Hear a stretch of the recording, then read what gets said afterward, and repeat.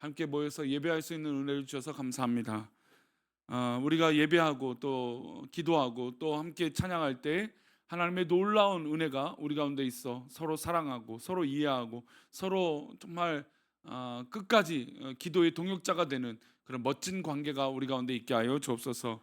이 시간 범사에 감사에 드려진 예물과 또 하나님 귀한 사업부에서 떡을 판매하고 또 만두를 판매하여 드려진 이 선교의 예물 가운데 은혜를 더하여 주옵소서. 주께서 말씀을 나눌 때 우리와 함께 하실 것을 믿사오며 예수님의 이름으로 기도 올리옵나이다. 아멘. 예, 할렐루야. 예, 감사합니다. 어깨 좀 한번 피실까요? 이게 좀 명절 지나니까 몸이 이제 찌뿌둥하고 오히려 그죠? 예, 표정이 이렇게 밝지 않아 갖고 제가 지금 하는 거예요. 표정들이 이게 막 지쳐서 그러신 건지 아니 너무 잘 드셔서 그런 건지 아니면 너무 집안일을 많이 해서 그러신 건지 아니면 너무 많이 푹 쉬다가 이제 예배 드리니까 몸이 그러신 건지 하여튼 삼위일체에 대한 얘기를 합니다. 제가 이제 삼위일체라는 용어를 쓰고 있고 또 우리 교단적으로도 삼위일체라고 하는 말을 계속 쓰고 있지만 이 말씀을 이 단어를 묵상하면 묵상할수록 과연 이 말이 정말 맞을까라고 했을 때 100점짜리 답은 분명히 아닐 거다라는 생각이 듭니다. 왜냐하면 우리가 이 전능하신 하나님을 우리가 이해한다라는 건 사실 불가능한 일인 거죠. 그렇기 때문에 그냥 그래도 최선을 다해서 맞는 표현, 우리 하나님이 어떤 분인가라고 했을 때 우리 하나님은 삼위일체 하나님이다라고 말하는 것이 그나마 가장 조금 틀리지 않고 좀 잘못된 방향을 최대한 억제한 상태에서 표현할 수 있는 표현이 바로 이 삼위일체다라는 것이죠. 그래서 이 삼위일체란 말을 우리가 믿고 쓰고 있지만 이것 또한 하나님 돼서 정말 정답이라고 말할 수는 없다라는 것이죠. 삼위일체에 대한 고민이 또 한 가지가 있습니다. 우리나라는 영어와 우리나라 말은 좀 많은 부분에서 우리나라는 좀 혼동할 때가 많아요. 왜 그렇게 혼동을 할까? 우리가 정이 많아서 그런가? 아니면 다 우리가 좋은 의미로 써서 그런 걸까? 그렇죠. 어떤 의미냐면 영어는 분명히 나, 너, 그러니까 나와 당신 그리고 그녀 아니면 그들 이렇게 정확한 표현으로 이 상대의 방에 대한 이 표현들을 쓰죠. 근데 우리나라는 지금도 제가 우리라고 하는 말을 쓰지만 우리라고 하는 말을 굉장히 다양하게 써요. 심지어 우리 아내, 그러니까 제 아내, 저희 아내가 아니라 우리 아내, 우리 남편, 우리 아들, 우리 딸, 우리 자녀, 우리 손자, 사랑하는 우리 교회도 우리 교회. 이제 우리 교회는 우리 교회 이름이 이제 명칭이니까 그렇게 큰 문제는 없지만, 근데 사실 대화 가운데 우리 아내가요 이러면은 사실 우리 아내 공동의 아내가 될 수는 없잖아요. 근데 이런 표현들을 우리는 굉장히 편안하게 써요. 하지만 외국 사람들이 들을 때는 이 기겁할 표현인 거죠. 왜냐하면 내 아내지 우리 아내는 분명히 아니라는 겁니다. 심지어 우리나라 문화 중에는 여성분들도 손을 잡기도 하고 요즘 남자분들도 이렇게 남자분들은 손 잡으면 좀 그런 것 같아요 우리나라도. 근데 여성분들은 우리는 편하게 화장실도 심지어 같이 갑니다. 그렇죠? 아니신가요? 여자분들은 화장실도 같이 가시고 팔짱도 끼시고 손도 잡기도 하시고 그래요. 근데 우리는 좀 자연스러운 문화잖아요. 근데 외국에서는 어떻게 될까요? 이상하게 보죠. 그건 되게 해서는 안 되는 행동이고 되게 아니면 그걸 아주 성 정체성이 완전히 혼동된 사람이라고 적극적으로 자기가 표현하고 다니는 거죠. 그러니까 이런 표현들과 좀 정서적으로 좀 맞지 않는 것들이 우리나라와 외국엔 분명히 존재하는 것 같습니다. 근데 특별히 이제 우리라고 하는 단어가 그래요. 왜냐하면 오늘 우리 성경에서 하나님에 대해서 배울 때 우리라고 하는 단어가 계속 나오기 때문이에요. 삼위일체 중에 또 한 가지 고민할 거는 양태론이라고 하는 말이 있고 그다음에 삼신론이라고 하는 말이 있어요. 양태론은 그러니까 저는 하나죠. 근데 저의 모습이 설교할 때는 양복을 입은 모습이고 제가 운동할 때는 운동복을 입은 모습일 거고 또 평상시에는 평상복을 입은 모습이죠. 나는 똑같은데 보여지는 이 양태, 즉 보여지는 모습은 다 다르다라는 거예요. 그래서 제가 만약에 넥타이를 메고 양복을 입고 있으면 오늘 목사님이 신방을 가거나 설교를 하시구나 그렇게 느끼실 거예요. 아니면 평상시에 아니면 운동복을 입으면 목사님 운동하러 가시는가 보다 그렇게 느끼게 되는 거죠. 그러니까 보여지는 양태가 달라요. 그러면 우리 하나님이 성부, 성자, 성령 하나님으로 보여지시는데, 우리가 또 표현되어지는데, 그렇게 보여지는 모습으로, 양태적인 모습으로 하나님이 삼위일체신가? 삼위이신가? 그건 또 아니에요. 그건 잘못된 표현이에요. 완벽한 하나님이시만 완벽한 각자의 모습을 갖고 계신 것이죠. 그래서 양태론도 틀린 말이에요. 그러면 이걸 또 확장하면 삼신론이 돼요. 그러니까 하나님, 예수님, 성령님은 각자의 하나님이시다. 이것 또한 틀린 말이죠. 그래서 이 삼위일체란 말이 굉장히 놀라운 것이고, 게다가 왜 이것을 알아야 되냐? 바로 하나님에 대한 비밀을 우리가 깨닫고 하나님에 대해서 알게 됨으로써 정말 우리가 놀라운 은혜를 경험할 수 있다는 겁니다. 하나님이 참으로 누구이신가 알려고 한다면 반드시 이 삼위일체를 깨달아야 돼요. 그러니까 저도 중학교 때 내가 하나님 앞에 저 목사가 되고 싶습니다라고 서원 기도를 하고 막 그렇게 했을 때 궁금한 것들이 굉장히 많은 거예요. 그래서 성경을 읽기도 하고, 참 그때는 성경을 정말 막 거의 뭐 늘 읽었던 것 같아요. 성경을 읽고 찬양을 하고 좀 미친놈처럼 동네방네 뛰어다니면서 찬양을 부르고 다니고 막 그랬던 것 같아요. 그렇게 은혜 받으면서 막 하나님 앞에 질문을 했어요. 하나님, 이런 하나님은 하나님 맞으십니까? 하나님은 삼위일체 하나님인데 저는 아직 삼위일체 하나님을 못 느끼겠습니다. 이런 질문들을 했던 것 같아요. 근데 그러면서 그런 질문을 하면서 하나님에서 알게 되는 거예요. 그리고 맞다라고 깨달음의 시간들이 있죠. 그럴 때마다 참 이 어린 마음에도 하나님의 놀라운 은혜가 있구나라고 깨달았던 경험이 있습니다. 즉 하나님에 대해서 알아야 한다는 것은 이만큼 중요해요. 하나님께서는 왜 하나님 자신에 대해서 이 진리를 알려주시려고 할까요? 그 이유는 하나님에 대한 바른 이해가 필요하기 때문이에요. 한번 따라할까요? 하나님에 대한 바른 이해. 예. 근데 우리 어른들에게, 우리 아이들에게 질문하면 우리 어른들을 이해할 수 있습니까? 100점짜리로 100% 이해할 수 있어요? 우리 아이들, 청소년들, 목사님을 보시고 이해할 수 있어요? 부모님을? 아니죠. 우리 부모님들, 우리 어른들은 우리 요즘 아이들을 MZ 세대라고 하는 이 아이들을 이해할 수 있습니까? 요즘 세대는요, 이해한다라고 하는 자체가 잘못된 표현이래요. 이해하지 말고 그냥 그대로를 받아들이라는 거죠. 그러나 물론 이제 내 자식, 내 자녀라고 한다면 좀 다른 문제죠. 왜냐면 나의 아이니까 어떻게든 좀 부모님이 바라고 원하는 방향으로 이끌려고 해요. 근데 이해하려고 해도 어려운 게 인간들이에요. 요즘 세상 사람들이에요. 이해하기 어렵죠. 근데 하나님은 우리를 향하여 알게 하시기 위하여 이해시키시려고 우리에게 계시하시고 보여주신다는 거죠. 이것이 중요해요. 지금 사람은 사람조차도 이해가 되지 않는데 하나님은 우리를 이해시키시려고, 우리에게 보여주시려고 설명을 하신다는 겁니다. 이해는 첫 번째, 하나님과의 살아있는 관계를 위해서 필수적인 조건이에요. 그러니까 하나님이 살아있는 관계, 그러니까 뭐 어떤 그냥 이 보여지는 대본적인 관계나 극본적인 관계가 아니라, 어떤 뭐 드라마에 있는 관계가 아니라, 우리는 실제로 하나님과 관계를 맺기 때문에 하나님께서 우리에게 알려주신다는 겁니다. 두 번째, 우리는 믿음의 사람으로서 바른 삶을 살기 위해서 이 삼위일체는 굉장히 중요해요. 우리가 바르게 살고자 할 때 하나님에 대해서 아는 것은, 우리가 과연 앞으로 내가 어떻게 살까라고 하는 질문을 던졌을 때 그 질문의 대답은 하나님을 아는 것에 있다는 겁니다. 한번 따라합시다. 바르게 사는 것은 하나님을 아는 것이다. 이게 굉장히 중요해요. 우리가 어떻게 바르게 살 것인가, 그냥 우리가 인간적인 가치로 좋은 행동해야지, 바르게 살아야지, 선한 행동해야지, 그것은 인간적인 한계가 분명히 있게 돼요. 그러나 하나님에 대해서 완전히 알게 되고 이해가 되면 하나님이 원하시는 것을 알기 때문에 우리의 목적과 방향성이 설정이 되는 것이죠. 그래서 우리의 삶이 바르게 살 수 있는 겁니다.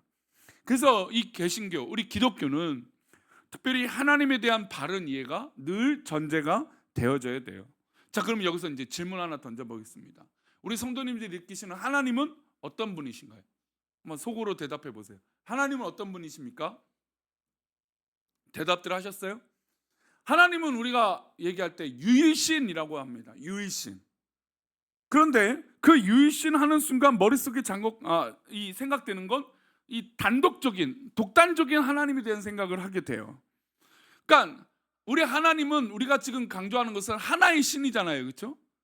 한 분밖에 없는 신이에요. 근데 이것은 삼위일체의 비밀을 알고 있어야 이 하나의 신이 완벽한 표현이 되는 거예요. 그런데 그냥 이것을 믿음이 없이 하나님에 대해서 이해 없이 하나님이라고 하는 것을 왜 세상 사람들이 거부감을 느끼냐면 이 삼위일체를 알지 못하기 때문이에요. 그리고 이 하나님에 대한 이해를 유일신, 즉 싱글이라고 하는 개념으로 이해한다면 그것 또한 틀린 개념이기 때문이에요. 실제로 싱글이신 유일신을 외치는 종교가 있습니다. 그게 바로 이슬람교예요. 이슬람교는 삼위일체를 인정하지 않고 유일신이라고 얘기해요. 하나밖에 없는 하나신이라고 얘기를 하죠. 그러니까 싱글인 개념이에요. 근데 우리는 하나인 개념이지만 삼위가 계시고 그 삼위가 계시지만 완벽한 하나이신 하나님이라고 고백하는 거죠. 그래서 저는 이것 또한 굉장히 놀라워요. 우리가 재판을 받아도 몇 번까지 재판을 받을 수 있습니까? 3번을 받을 수 있어요.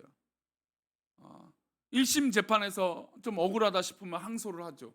항소해서 그것도 억울해서 잘 해결 안 되면 대법원의 판단, 최고등법원의 판단을 받게 됩니다.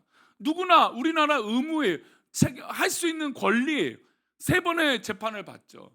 그러니까 우리 하나님이 싱글인 개념이보다 삼위가 계셔서 완벽하게 조화를 이룬다라고 하는 이 삼위일체는 저는 굉장히 우리가 생각할 때도 굉장히 합리적이고 놀라운 거죠. 이슬람 신이 하나의 신이라고 말씀드렸어요. 그래서 우리 기독교는 좀 중도적인 느낌이 강해요. 왜냐하면 합의를 본단 말이에요. 그러니까 종교성 자체가 우리는 합리적이에요. 하지만 이슬람교들은 어떻습니까? 극단적이죠. 과격파가 있고 극단주의자들이 있고 그래요. 뭐 온건파도 있지만 그런 거의 개념보다는 그들을 이끌어가는 이 보통의 힘들은 어디에 있어요? 과격파, 극단주의파. 뭐 실제로 이번에도 전쟁을 일으키고 계속 뒤에서 하마스라고 외치는 사람들은 극단주의자들이죠. 그러니까 우리가 믿고 있는 하나님, 물론 이제 유대인들도 이 야훼, 즉 하나님, 유대교도 좀 그런 면에서 삼위일체를 좀 부인하는 느낌에 있습니다. 그러나 우리 하나님은 영원하신 솔로가 아니라 삼위가 계시고 그 다양성이 있지만 또 하나이시던 하나님이라는 것을 너무나 놀랍다라는 겁니다. 그런 의미로 이제 성삼위 하나님이 과연 어떻게 성경에서 표현되고 있는지 한번 살펴보고자 합니다. 첫 번째, 창세기 1장 26절 우리가 읽었던 말씀이에요. 함께 읽겠습니다.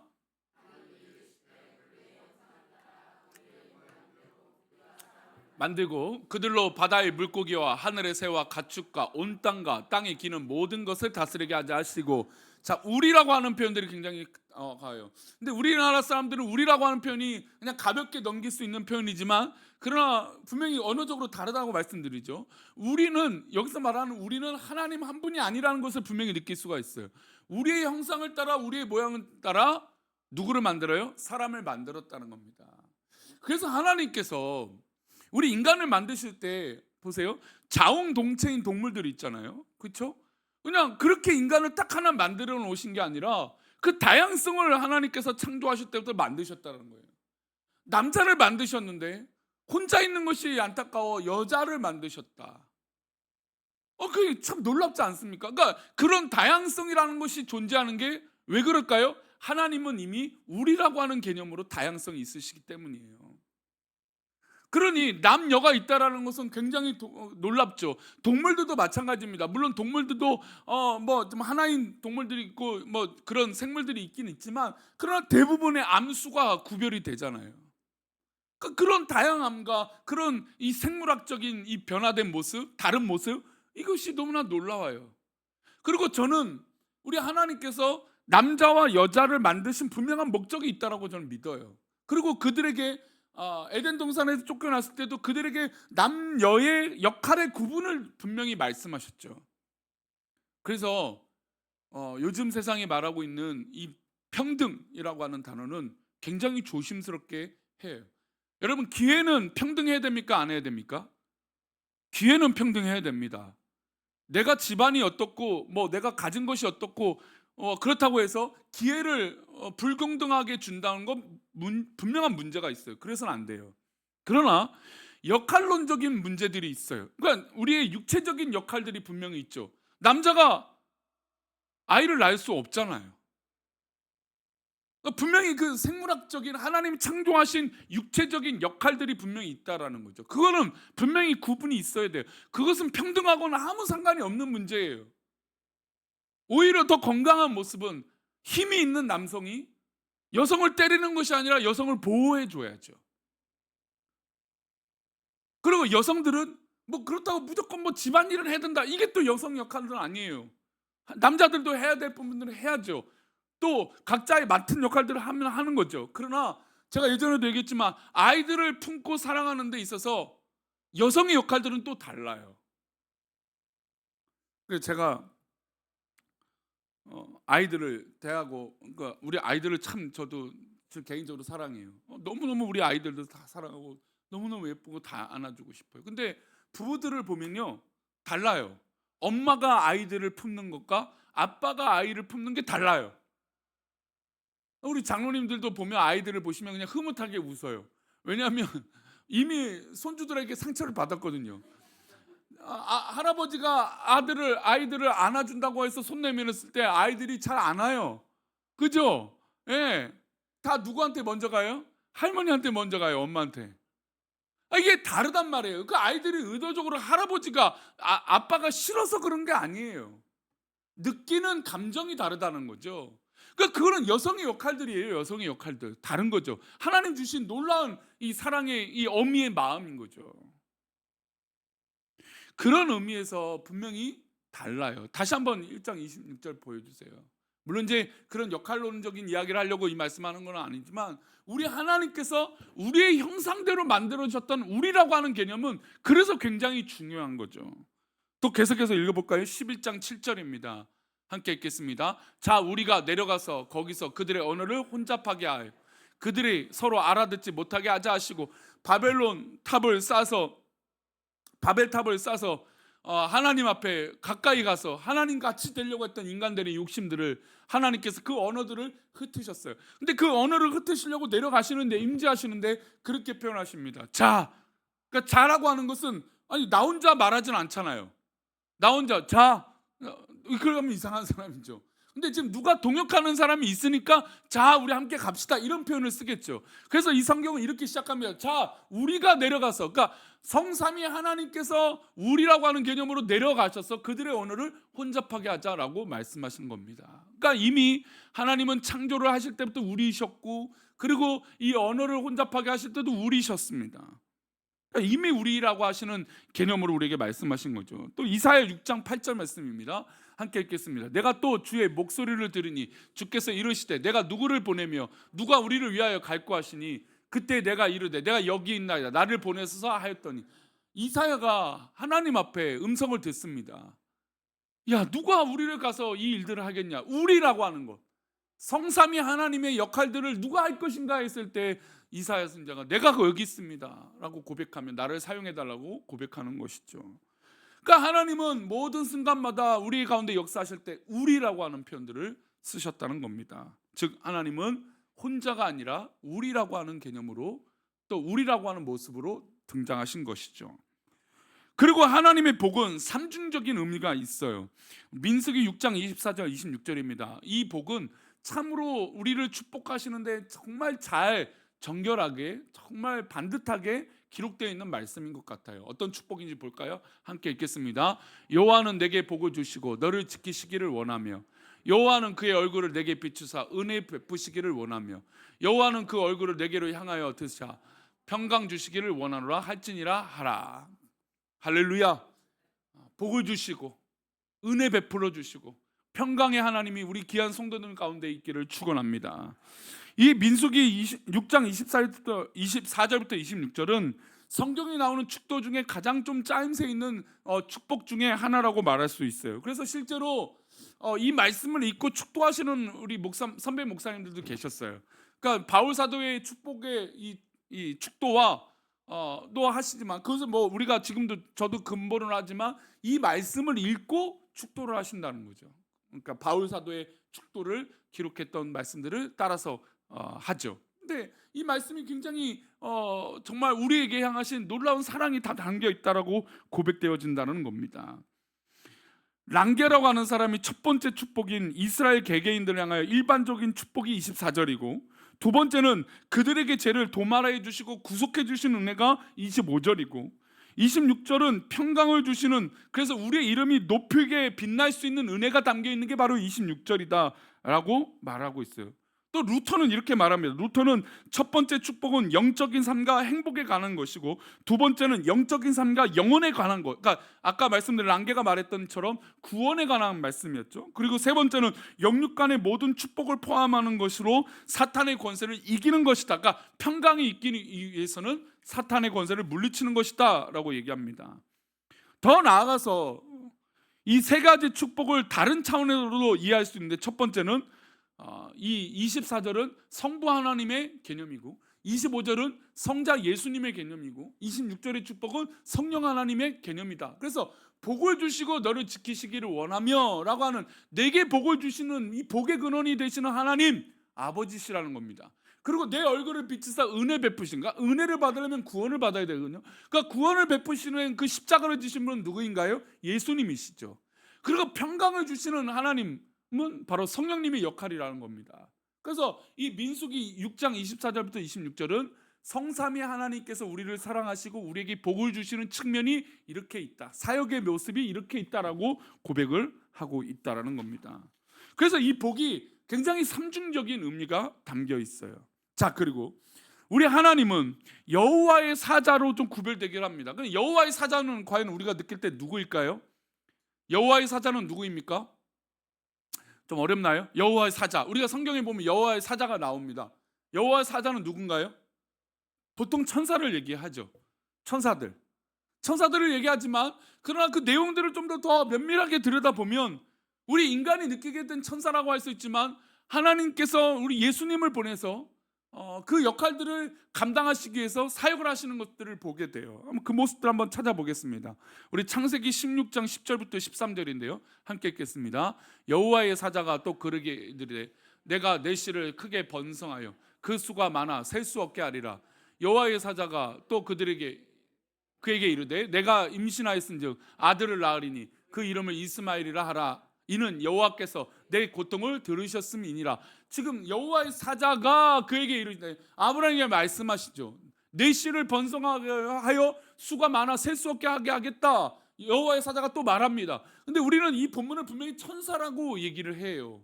하지만 이 사자라는 개념이 점차 확증이 되어지는 거, 또 점점 더 확장이 되어지는데, 이 사자를 과연 천사로만 구분할 수 있을까? 그렇지 않죠. 엄밀히 보면, 또 구체적으로 이 사역들을 보면 하나님이 하시는 일들을 보게 돼요. 즉 누구라고 할 수 있죠? 예수님이라고 할 수 있다는 겁니다. 성자 예수님. 우리 그런 의미로 계속 볼까요? 창세기 18장 13절에서 14절이에요. 함께 읽겠습니다. 여호와께서 아브라함에게 이르시되 사라가 왜 웃으며 이르기를 내가 늙었거늘 어떻게 아들을 낳으리야 하느냐. 여호와께서 능하지 못할 일이 있겠느냐. 기한이 이를 때 내가 내게로 돌아오리니 사라에게 아들이 있으리라. 여호와께서 아브라함에게 이르십니다. 하나님의 사역이 있죠. 그러니까 아브라함에게 나타나실 때도 여호와의 천사, 여호와의 사자를 보내시기도 하고 하나님이 직접 말씀하시기도 하셨어요. 즉 아브라함을 대하실 때 하나님, 성부 하나님, 그러니까 사자를 통하여 말씀하시는 그 역할들이, 그러면 이게 지금 다 다른 분이어야 돼요? 아니라는 거죠.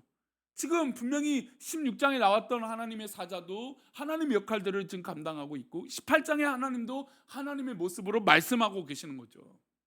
물론 구약에서 하나님의 모습을 직접적으로 보여주신 적이 없어요. 그래서 예수님이 형상을 입으시고 여호와의 사자의 모습으로 우리에게 말씀하신다, 그것을 설명하고 있는 것이죠. 또 우리 출애굽기 3장 2절 말씀을 보겠습니다. 함께 읽겠습니다.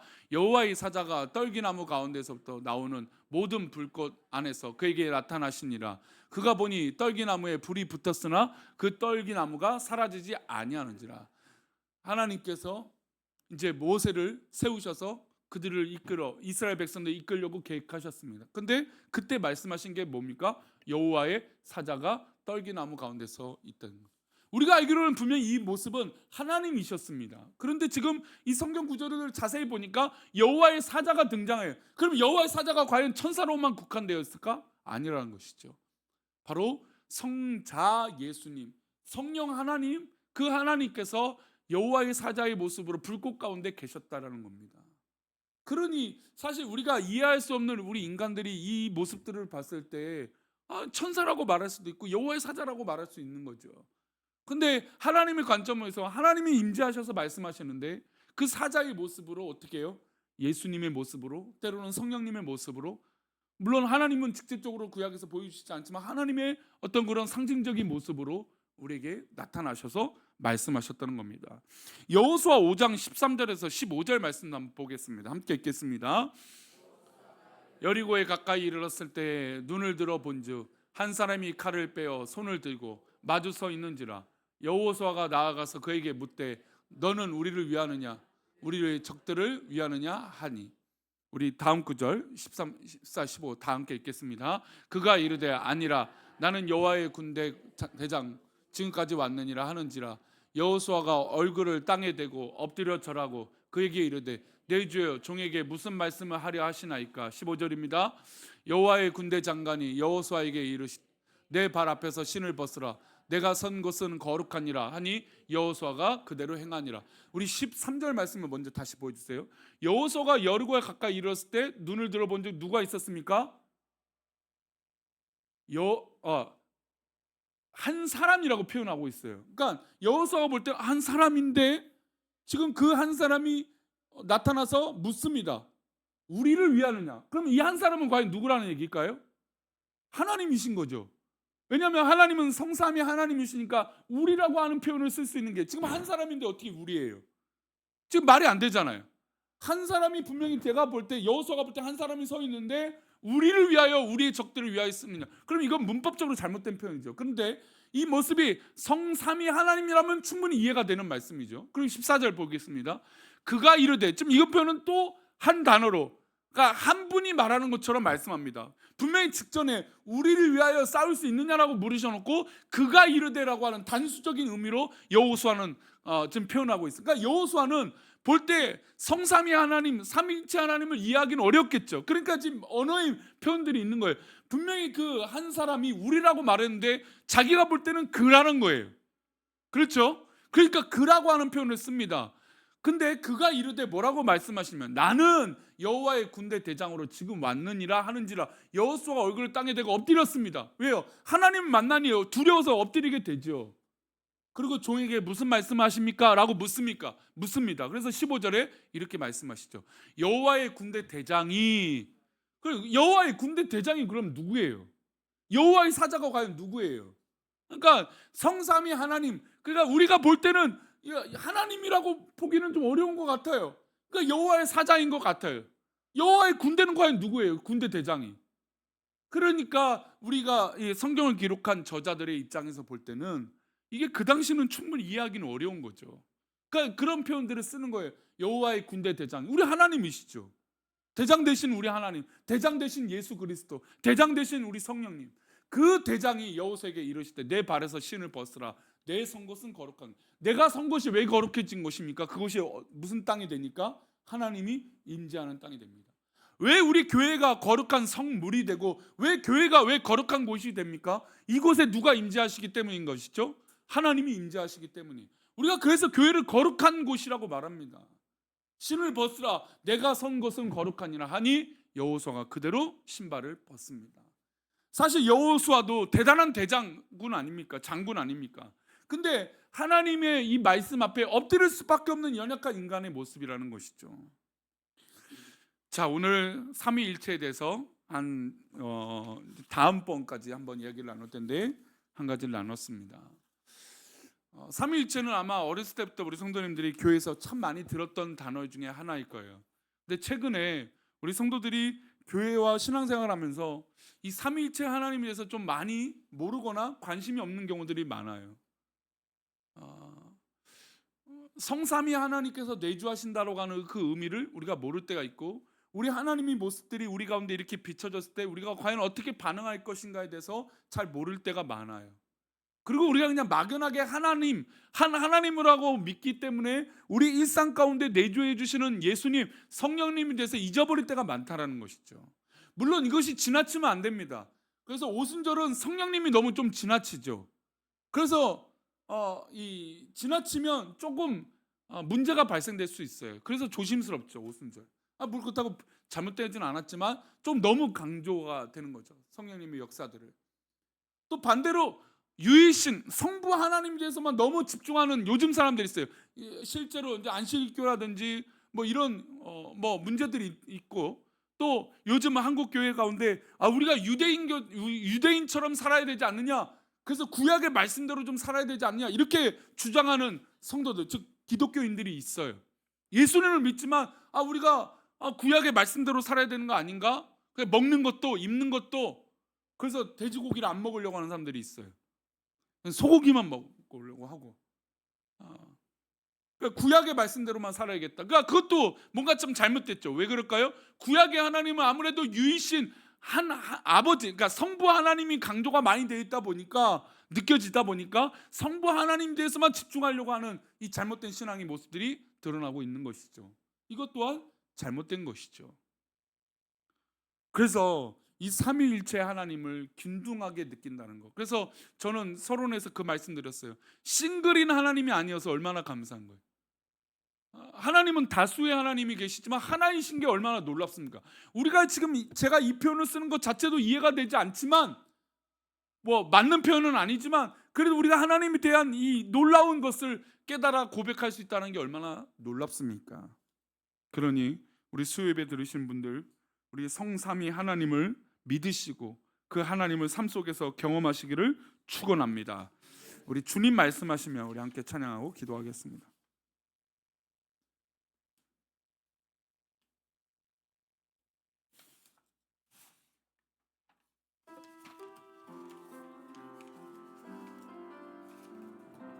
주님 말씀하시면